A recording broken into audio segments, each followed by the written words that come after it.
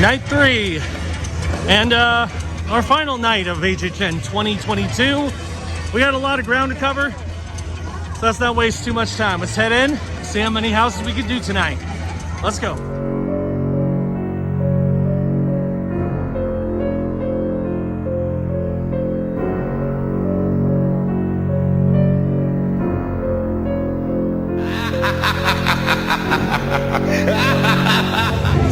Hey everybody, it's Chris and Matt, and we're here at HHN. I'm cruising today because my back has been a major problem the last few times, so I'm in a wheelchair today. But that's okay, that's just to keep us going. But anyway, we're gonna do some houses, we're gonna eat some food, which you'll see in separate videos. It should be a good night, so let's head into HHN, see how tonight goes. Time to check out a spooky cemetery scare zone once again, from a little bit lower perspective.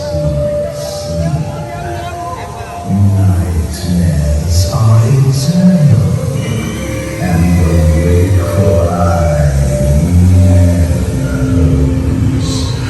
Lest you become one of the wanderers that roam this unholy ground.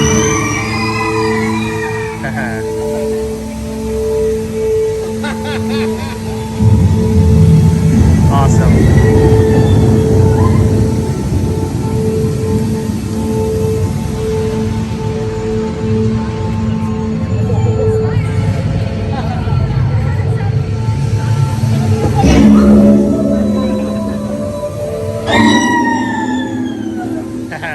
Awesome.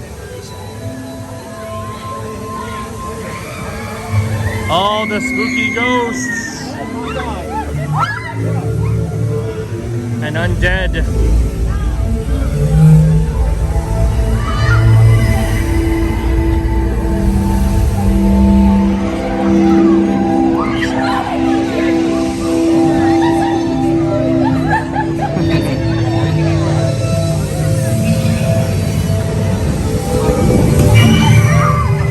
Alright, we made it through our first scare zone of the night. Now we're gonna head to the second, real quick. As soon as we pass Mel's dying. We have a chainsaw guy over here. Usually don't see a chainsaw guy in this area, so that's kind of interesting. But there we are. So yep, we're about to head into our next scare zone in just a few minutes. There's our chainsaw friend.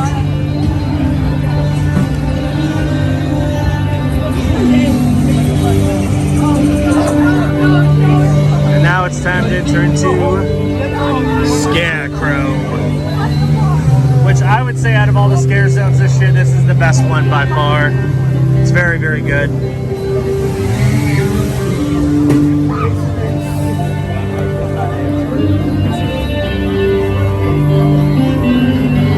Just the atmosphere in this one is great.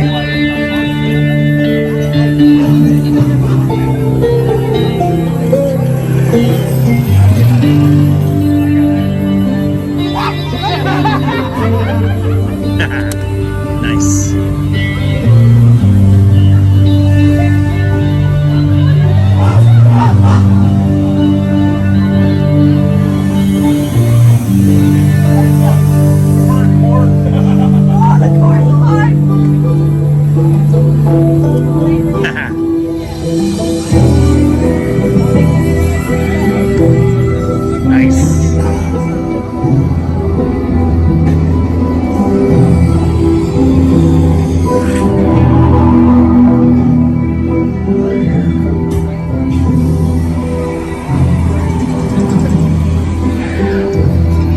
Made it through. Time for our next stop. First house of the night is The Weekend After Hours Nightmare. Let's do it. As you can see, the area outside The Weekend house is kind of a party. Got some strobe lights, got some music pumping. It's a good old time. So we're excited to check it out.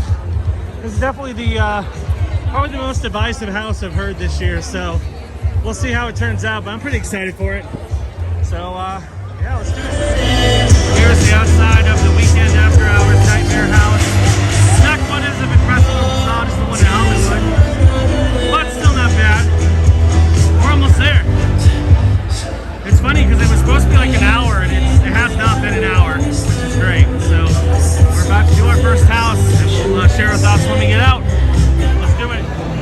All right, Matt, so we just got out of our first house, which is the Weekend After Hours Nightmare. What'd you think? Not bad. It had some good scares in there and a nice little surprise for you that you're not expecting. It was much better than I expected, honestly. I did not have particularly high hopes, but the atmosphere was really unique. It actually had some legitimate scares. It was a good time, so I very much enjoyed it. So we're gonna enjoy some food, and then we're gonna head to our next house. House number 2, Dead Man's Pier, Winter's Wake. I'm stoked about this one. Back at a Halloween fair. Whoa.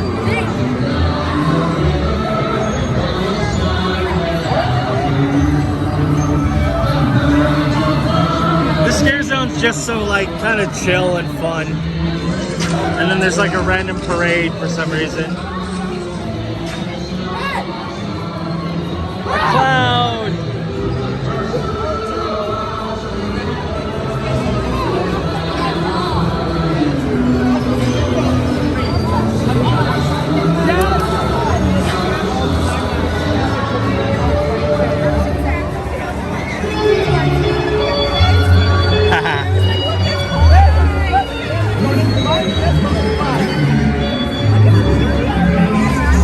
More parade floats gone awry.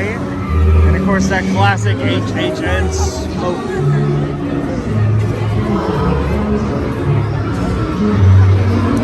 Gotta love it.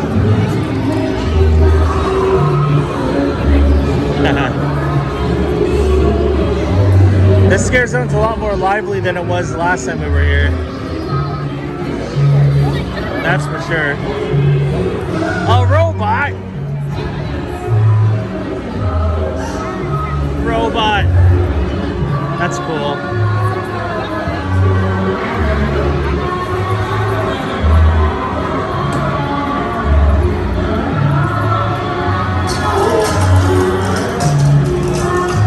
Alright, we made it out of the scare zone. On to our next destination. Time for a witchy scare zone.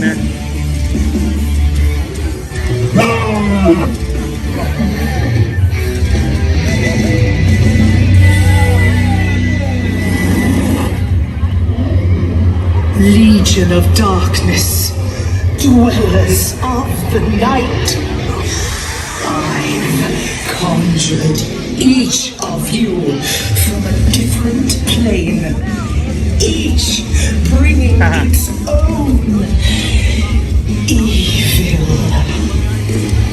But there is another hand waiting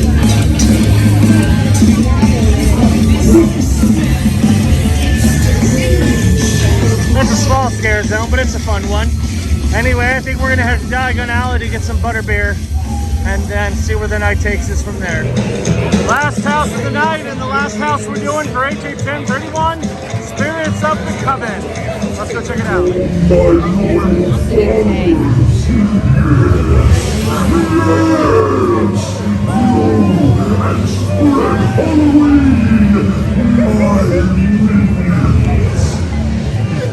Yeah, so Pumpkin Lord. We had to say goodbye to the Pumpkin Lord on our last night, so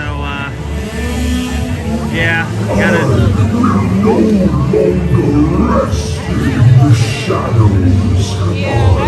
Have taken root and will now accept your praise. I am the Pumpkin Lord. Yeah! Awesome. Well, we just finished up Halloween Horror Nights. Before we share our final thoughts on the event and on our favorite houses, what did you think of Spirits of the Coven? It was a little weird. I mean, it was like almost a prohibition version of like a witch's gathering. I liked the prohibition, like the flapper section, but then it just transitioned into straight up witches, which is fine, I guess, but I don't know, I think it would have been more fun to have more, you know, witches in the like 1920s bar kind of thing, because I thought that was cool, but I don't know, that might be just me. So Matt, the two of us together have done a grand total of 5 houses. I did one extra on the other night that I went. What was your favorite house? I'm probably gonna have to go Monsters Collide, just because of the set design that they had for that one. It was very unique. I did like Legends Collide a lot. I have to go with Dead Man's Wharf, man. That one, the set was incredible. It was one of the most vertical and impressive Halloween Horror Nights houses sets I've ever seen. And there were so many moments. It wasn't just one jaw-dropping moment. There were a number of them in that house. So that was my favorite by far. And then I think we can both agree, but what was your least favorite? Probably that first one we did that first night. The Hellblock? Hellblock, yeah. Yeah, Hellblock wasn't that great. I mean, for what it is, because it was the last second edition, it was fine. But, yeah, it wasn't our favorite. I'll go into more detail later on, for, like, ranking the houses that I did. But for now, we're going to call it a night from HHN. It's been a good year. We did a lot. We had some good times. Oh, yeah. So, we'll see you next year. Okay, so as you can see, I am back in my room, and it's time to do my final thoughts on HHN31. I was able to go 3 nights this year, which is actually better than the past couple years. Usually I can only go maybe 2. And even though I didn't do every house, I think I did a pretty good selection of them. I was able to do 6 different houses, and the 4 I missed, of course, are Horrors at Blumhouse, which I really wanted to do, mostly because I wanted to see that new location that they did in Fast and Furious, but I never got to do it, especially because last night the line was just way too long, so we didn't get around to it. We skipped Bug House, which, I've heard mixed things about it. Matt really didn't want to do it, so I figured, you know, I don't want to push my luck. Then we missed Chupacabra, and we missed... I forgot what the last one was. Oh, Descendants of Destruction. So I missed those 4 houses, but the 6 that I did, here's how I'd rank them. 6 is Hellblock. I get that it was a last-minute choice, and it was a last-minute addition to the lineup. So for that, I give them a lot of credit. It wasn't a great house. And I think I had a particularly bad run because there weren't that many characters in it when I did it. Now, granted, when I did that house, it was during one of the bonus days, so that might be part of it. But yeah, it wasn't great. Moving right along to 5th place, we have Spirits of the Coven, and I really wanted to like this one a lot more than I did. The main problem I had with Spirits of the Coven was the fact that it kind of was 2 houses that were kind of smashed together in one. You have the creepy flapper side, which I honestly really liked, and I thought that concept was great to have like a speakeasy that's run by witches. I thought that was a really clever idea. But then it just kind of devolved into a like pretty standard witch house. It could have been a lot better. I think they could have kept that like 1920s speakeasy theme. Maybe had some other witch-like elements to it. But it was okay. It could have been a lot better. It was better than Hellblock for sure. 4th place is going to go to The Weekend After Hours Nightmare. I did like that house. I got the shirt. And it was fun. I think they did a good job with it. It was actually better than I expected. I do enjoy The Weeknd's music. However, his music, I don't think works well for a haunted house because it's like a smooth... I mean, yeah, it has kind of a dark edge, but it's like a smooth R&B, which normally when you think of haunted house, you think of either like heavy metal or like, you know, really creepy like orchestral music. And I don't know. I will say it did do a good job of translating a lot of the creepier elements of his music videos into house form, and actually got me a few times. There was one scare in particular where it looked like this like kind of 3D-ish room, and there was a person who was hiding along the wallpaper. That got me. That was really good. There were a couple other decent jump scares in there, so I did like it. I thought it was a really good house. I just think the other 3 ranked above it were a bit stronger, but overall it was a solid house. Number 3 is Halloween. Of course, Halloween, I've already done that house back when I did it. I think it was 2015. And that was a sprung tent version. This one was a much expanded, much more detailed version of Halloween. The only thing that we didn't get and this version was a really cool facade, whereas the 2015 original, we actually got the exterior of the Michael Myers house. Whereas this time we didn't really get that, but the interiors were phenomenal and it had some really good jump scares. So I enjoyed Halloween. It was a really, really good house. Definitely one of the stronger ones. Number 2, and this one going into it, I thought was a slam dunk for the best house of the year. But it ends up number 2, and that of course was Legends Collide Universal Monsters. I really liked that one. Again, it just impresses me how Universal uses their parade buildings, especially for haunted houses. Now, granted, I mean, they're just empty, giant empty structures that work fine as a haunted house, but that location in the past has had some kind of stinkers. But with Beetlejuice last year and then this one this year, they've nailed it. They've done a really, really good job of adding some really good elements. The scenic set design in that house was terrific. It had some really good jump scares. It was very interesting setting because it kind of combined like the Mummy with Dracula and Wolfman. It was a cool combo. But it mostly just proved that the Universal monsters are definitely here to stay, and Universal does a great job with creating a really, really well done haunted house based on the classic Universal monsters. So big thumbs up for that. And number 1, Dead Man's Pier, man. That house, when I freely admit, I am a sucker for set design for haunted houses. Some of my favorite houses of all time are based on how good the facade or how good the entrance of the house is. One of my all-time favorites was, I forgot the name of it, but it was the one that had like the downed riverboat. I think that was 2018. Of course, Poltergeist was also phenomenal. And then of course, Gothic is my all-time favorite house. This one, when I tell you the set design was phenomenal, that is an understatement. Not only did it have a really impressive looking, like, quiet, quaint fishing village exterior when you first walk in, there were multiple very large, very impressive looking sets and a lot of verticality, which is not something you normally see in haunted houses. But like, there was a lighthouse and there's a character on the lighthouse. And you can see it from different vantage points and different points of view. Like, they put in the work for this house. And it was phenomenal. Was it the scariest? No.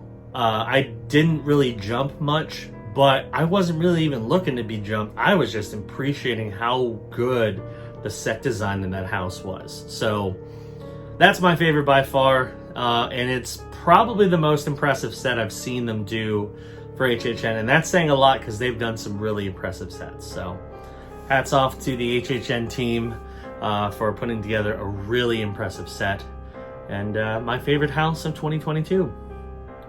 So that is going to do it for our coverage of Halloween Horror Nights 31.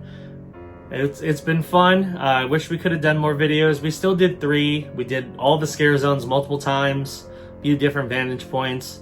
So at least you got some good views. And of course, I had to say goodbye to the Mighty Pumpkin Lord, who was a cool icon for this year. He wasn't like officially the icon, but he also kind of was at the same time. So it's kind of a nice throwback to bring back a pseudo icon to the event. I wish they would do that more often. It was a good time. So anyway, thanks for watching. New videos on this channel air every now and again. I'm hoping that we're going to be able to do a lot more holiday stuff this year. For Holly Jolly Holiday, especially Universal.